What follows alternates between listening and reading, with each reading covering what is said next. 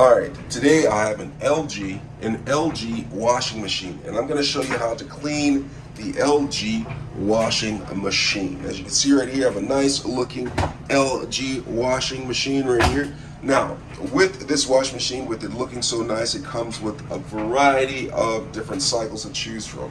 One of those cycles is being the tub clean feature.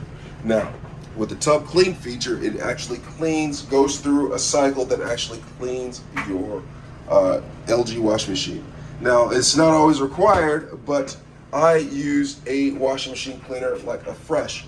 And so I'll throw a Fresh in there that is a detergent for helping to clean it, but I do not believe this particular one requires you to have any detergent added to this whatsoever when you are doing the tub clean feature. So with that said, I'm going to go ahead and make my selection to tub clean. Now once I get to the tub clean feature, I'm going to come back over here and I'm going to find the start button. Make sure the door is shut. I am going to press the start button. And that's how you clean an LG washing machine.